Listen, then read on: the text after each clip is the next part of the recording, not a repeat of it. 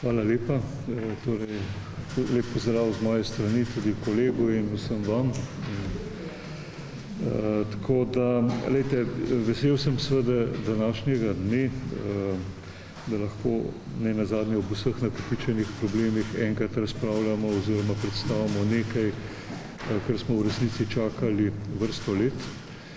Predvsem govorim tukaj o zakonu o dolgotrajni oskrbi. In še nedolgo nazaj, pred začetkom počitnic, je predsednik države, gospod Borut Pahor, organiziral srečanje na to temo. To srečanje je bilo res široko zastopano s strani civilne družbe in seveda tudi stroke. Tam smo si izmenjali neka mnenja, tudi dragocena, in tudi tista mnenja seveda smo skušali v čim večji možni meri upoštevati. Ena od stvari seveda je bila takrat izrečena tudi, da ne bi želeli tega zakona, ki je v resnici pomemben, obravnavati in imeti v javni obravnavi med poletnimi počitnicami. Zato smo izkoristili ta čas in še nekaj dopolnitev naredili in danes seveda ga predstavljamo. To je po res mnogih letih predlog zakona, za katerega je bilo sicer na posvetu rečeno, da pač idealnega zakona ni, da vedno bodo pripombe, kar se mene tiče, seveda so strokovne pripombe tudi dobrodošle. V resnici pa se je ekipa trudila na vse moči, da bi zakon v resnici bil čim bolj blizu idealnega ali pa dejansko tistega, kar starejša populacija potrebuje, in to je področje, ki je bilo res vrsto let zapostavljeno, kjer je omejena dostopnost do teh storitev, kjer odstopamo tudi od praks sodobnih držav in skušali smo seveda tu zaobjeti predvsem to, da skušamo nuditi starejši populaciji pač vse to, kar potrebuje.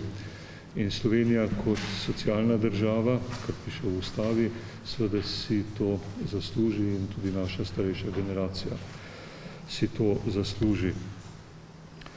Torej, javna obravnava bo zdaj predvidoma 45 dni in odvisno od pripomb, od predstav, če bo potrebno, seveda jo bomo tudi še nekoliko podaljšali, ker kot rečeno, seveda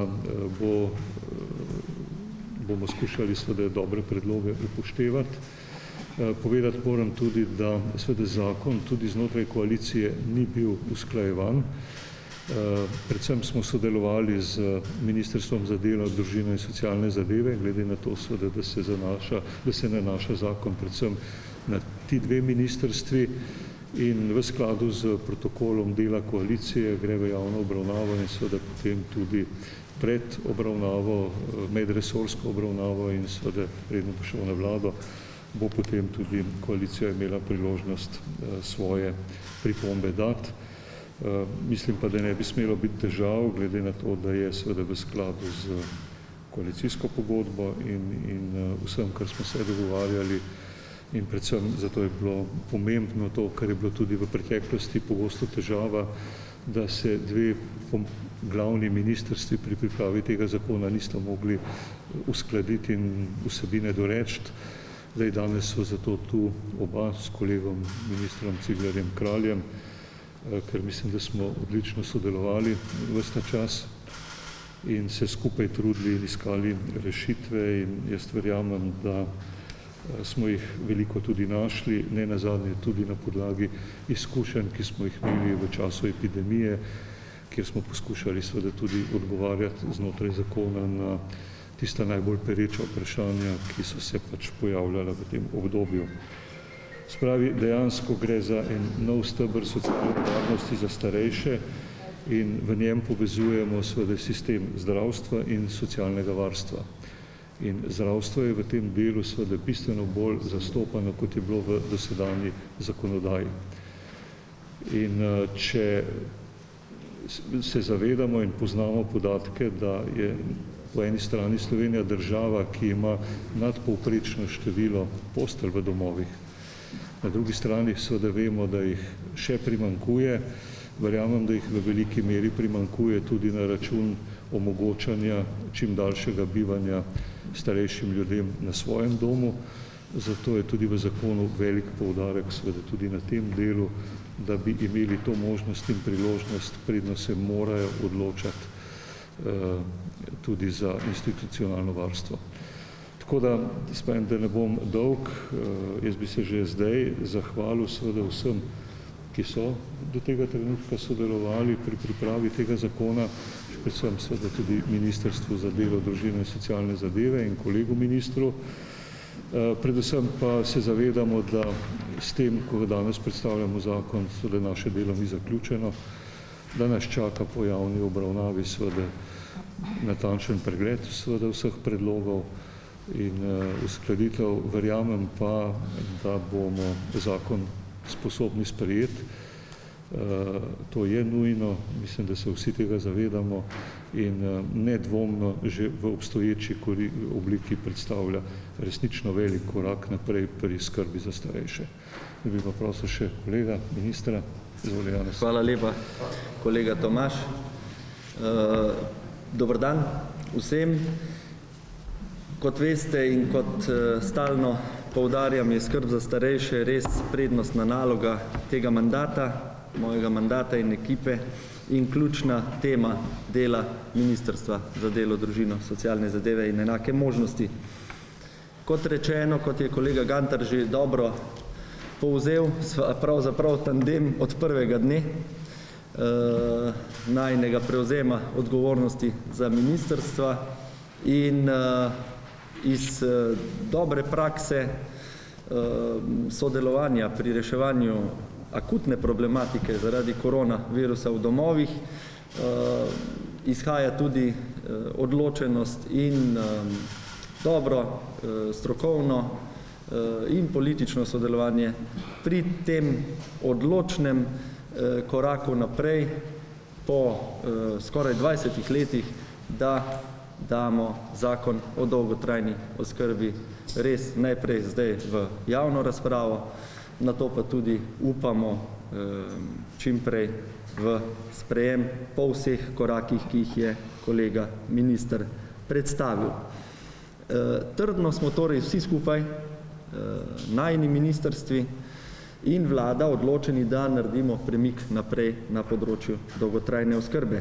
Manjše korake že delamo, seznanjeni ste z vsemi odprtimi zadevami, ki tečejo tudi na našem ministrstvu, glede razpisa za 1100 postelj v koncesijah, glede razpisa za manjše enote, torej začasne namestitve, dnevne centre za varstvo starejših in še ostale načrte, ki jih imamo tudi kot zaveze zapisane v koalicijski pogodbi, da bomo zgradili 5 novih domov in dokončali 2 že začeta.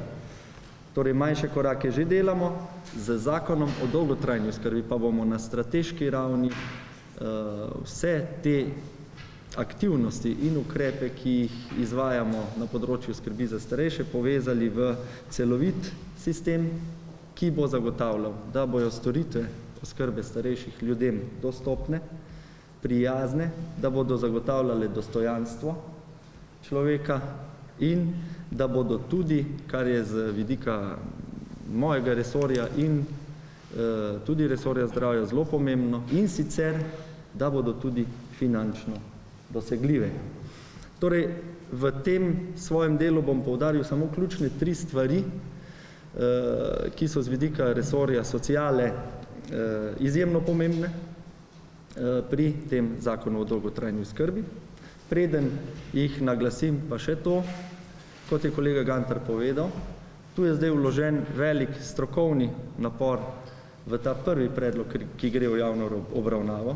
Mi vemo, da vse podrobnosti gotovo niso še čisto natančno dodelane.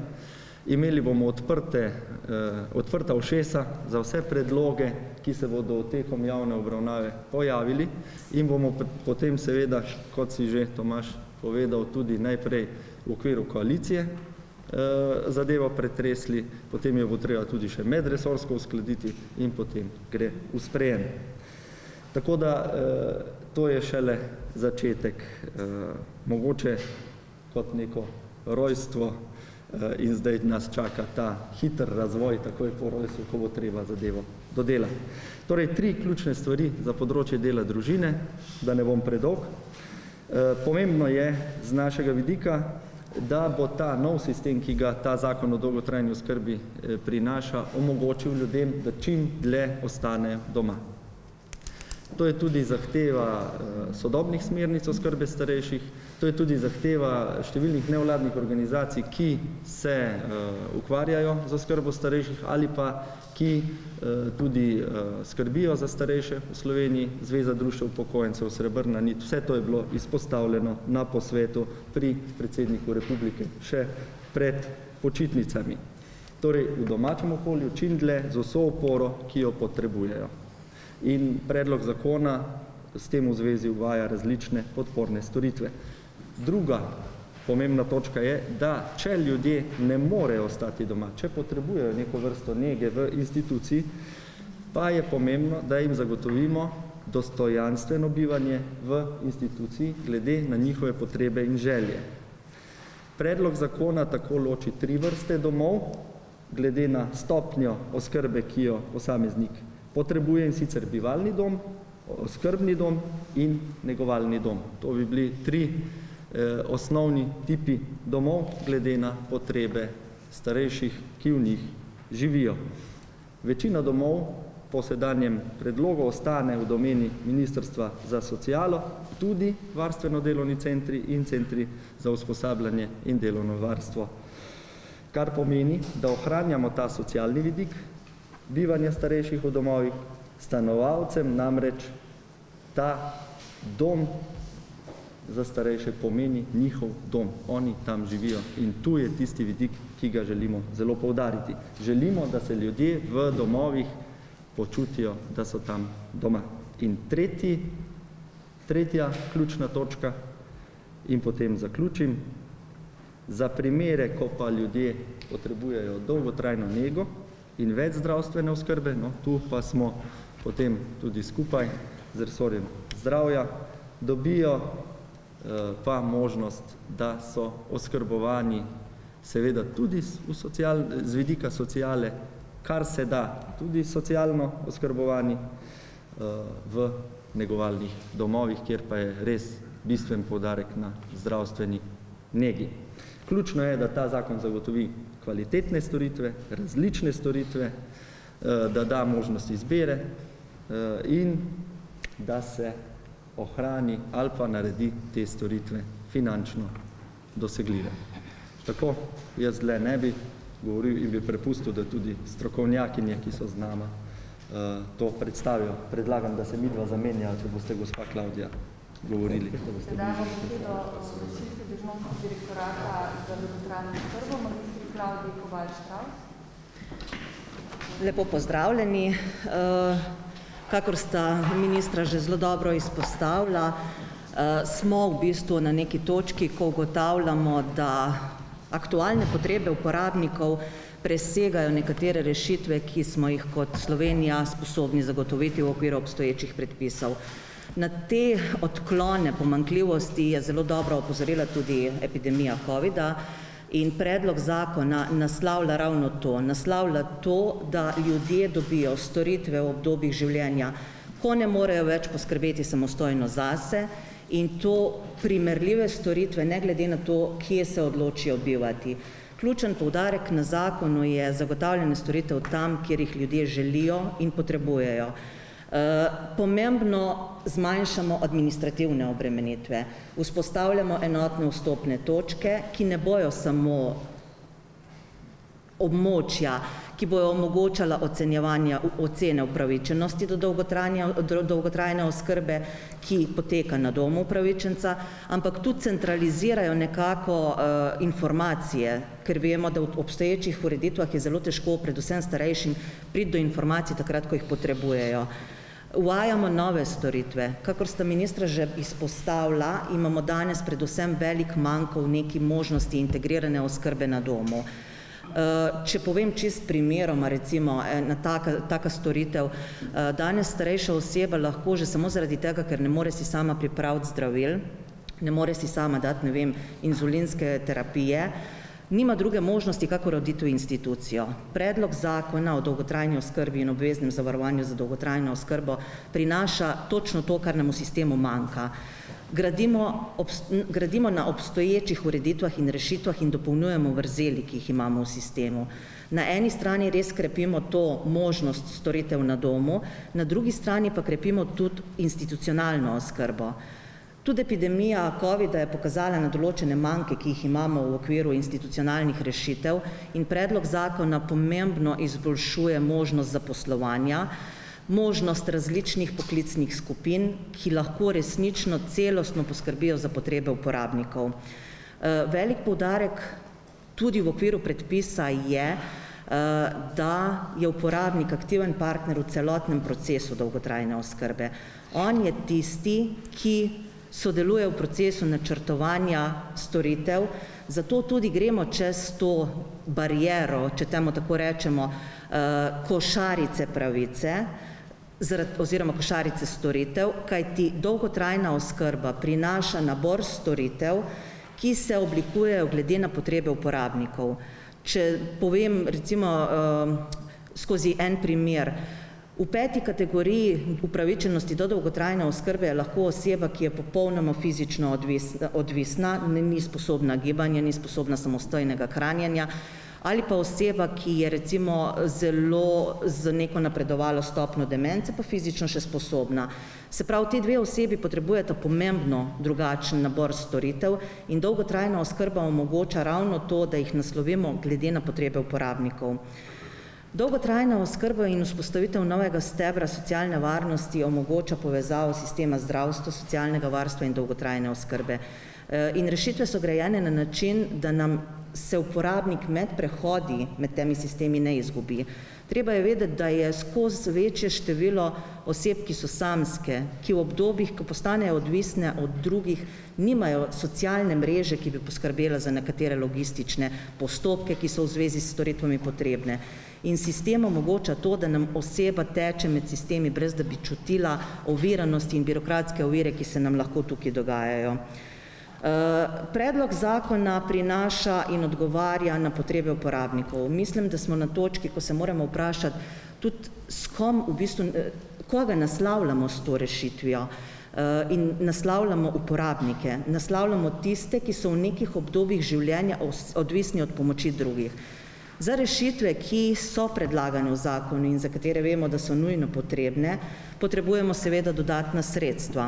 Ta dodatna sredstva so ocenjena na 335 milijonov evrov in so nujna za vzpostavitev sistema, ki bo dolgoročno odgovarjal na potrebe nas, državljanov. Velikokrat je bilo danes že izpostavljeno, da v bistvu naslavljamo potrebe starejših. Res je, starejši so večinska populacija uporabnikov dolgotrajne oskrbe. Kot družba se staramo. Je pa trebno izpostaviti, da z zakonom o dolgotrajni oskrbi naslavljamo tudi potrebe lahko drugih generacij, kajti gre se za odgovor na vprašanje, kaj bomo lahko dobili takrat v tistem trenutku, ko bomo odvisni od pomoči drugega. To se nam lahko zgodi pa že prej, kot pridemo v obdobje starosti in ko nam opešajo pač naše funkcijske sposobnosti. To se nam lahko zgodi danes, ko bomo odhajali od tukaj zaradi neke prometne nesreče, ki nas v trenutku postavi v dejstvo, da smo lahko zelo odvisni od pomoči drugega in nimamo ustreznih odgovorov danes. Predlog zakona o dolgotrajni oskrbi pa te odgovore prinaša. Tisto, kar se mi zdi ključno, je, da nas je pravzaprav COVID-19, korona nas je opomnila, da bolezni, na katere smo bili pozorni v zadnjih desetletjih, to so predvsem kronične, nenalezljive bolezni in smo na običajne nalezljive bolezni pozabili, je kar naenkrat se korona postavila spet ponovno v ospredje, tako kot pravzaprav že stoletja, če hočete, nazaj. Dejstvo je, da virusi in bakterije so bili na Zemlji še prednje je bilo človeštvo in bodo tu, ko človeštva ne bo več. Imamo pa ljudje možgane, s katerimi znamo načrtovati in imamo zakonodajo, ki ureja določene stvari v družbi in na ta način pravzaprav se lahko tudi proti takim objektivnim nevarnostim bolj uspešno branimo. Imeli smo zakon o nalezljivih boleznih, ki ni bil slab, vendar pa ni odgovarjal na vse izzive, ki jih je pred nas postavila korona. Če najprej izpostavim epidemiologe, na katere nihče od nas ni bil pozoren do sedaj, sedaj pa vemo, kako izjemno pomembni so, z novim zakonom o nalezljivih boleznih urejamo predvsem področje epidemiološkega spremljanja, zagotavljanja kakovostnih podatkov in načina poročanja. To se pravi, zdaj po novom bodo poročali vsi mikrobiološki laboratoriji, ki so akreditirani strani Ministrstva za zdravje, hkrati pa zdravniki le določen nabor nalezljivih bolezni, predvsem zato, da jih razbremenimo. Na vse zadnje zdravniki morajo delati klinično, škoda je, če svoj čas porabijo za administracijo, ki pa je seveda pomembna pri nadzoru. Druga točka, ki je tudi zelo pomembna, morda če je bil kdo na jadranju zdajle čez poletje, pa morda kdo od vas uporablja zastavice, imamo eno rumeno zastavico, ki simbolizira črko Q, to je karantena. Če se spomnite, karantena že pred stoletji izvira iz tega, da so pač ladje morale počakati pred vstopom v pristanišče, da so bile varne in da niso ljudje zboleli, da niso prinesli bolezni. V tem novem zakonu urejamo področje karanten in sicer 3 vrste karantene. Ena je karantena na domu po tesnem stiku z okuženo osebo, druga je na domu po prihodu iz območij, kjer je visoko tveganje, to so te tako imenovane rdeče države, ponovno zdajle spet aktualno ob Hrvaški. In seveda karantene, s katerimi pa deloma ali pa celo povsem v celoti omejimo svobodo gibanja, to pa zlasti velja za te težke nalezljive bolezni, kot so kuga ali pa hemoragične mrzlice, kot je ebola, lasa, marburg.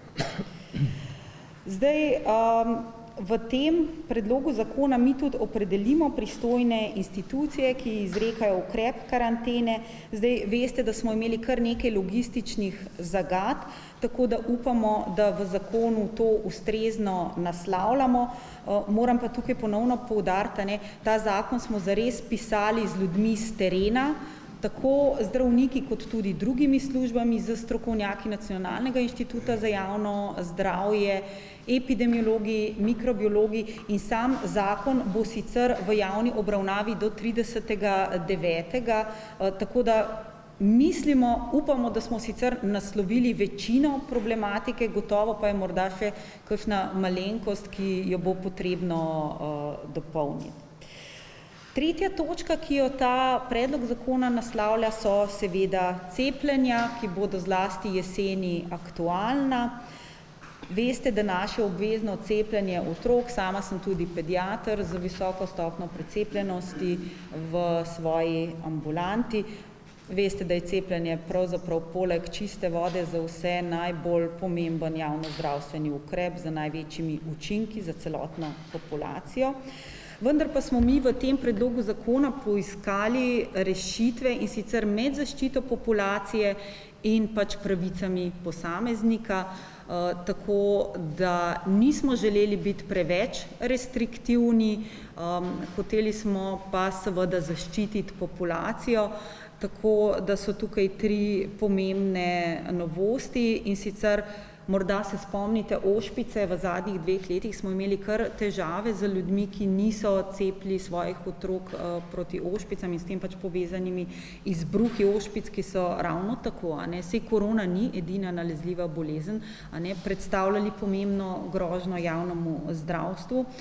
Tako da smo majhno bolj restriktivni do vključitve otrok v javne vrtce oziroma javno sofinancirane zasebne vrtce. Posebej smo pozorni na dijake in študente, ki bodo delali v zdravstvu, Veste, da oni že prihajajo v stik tudi z ranljivo populacijo in zato je prav, da so zaščiteni, da ne postanejo vektori, prenašalci bolezni. In seveda je tudi še ena malenkost, to se pravi letovanja, ki so financirana iz sredstev obveznega zdravstvenega zavarovanja, se bodo lahko udeležili le tisti otroci, ki bodo cepljeni skladno z programom. Na to je še ena točka zelo pomembna. Vsi veste, kako so pravzaprav brisi aktualni, Te brise pošiljamo v mikrobiološke laboratorije, za katere je pomembno, da so kakovostni, tako da smo v tem predlogu zakona naslovili in upamo, da vzpostavili tudi javno mrežo mikrobiološke dejavnosti z referenčnimi laboratoriji. Referenčni laboratoriji pomenijo kvalitetno, učinkovito in tudi hitro ter cenovno ugodnejšo laboratorijsko diagnostiko. Na 5. mestu je problematika, ki jo pravzaprav vsi poznamo, če imamo koga, ki je bil v bolnišnici ali pa morda tudi v kakšni drugi inštituciji in se je okužil z bakterijami, ki so odporne na antibiotike. To se pravi, to so te MRSE, CRE, VRE bakterije, in to naslavljamo tudi v tem zakonu. To se pravi, ta odpornost bakterij proti antibiotikom po vsem svetu je dejansko zelo velik javnozdravstveni problem in še narašča, tako da z novim zakonom mi vzpostavljamo stabilnejši sistem spremljanja porabe protimikrobnih zdravil, mikrobne odpornosti in tudi zgodnjega zaznavanja in odzivanja na pojav teh odpornih mikrobov in tudi njihovo kopičenje.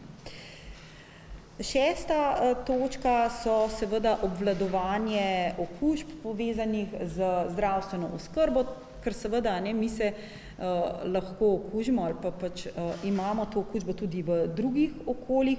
To zlasti velja za domove za starejše, socialno-varstvene zavode in pomembno je, da imamo mi program preprečevanja teh okužb, tako da mi poskušamo na ta način vzpostaviti nujno potrebne strukture znotraj zdravstvenih in socialno-varstvenih inštitucij, seveda z usposobljenimi kadri, ki bodo ta program tudi znali izvajati.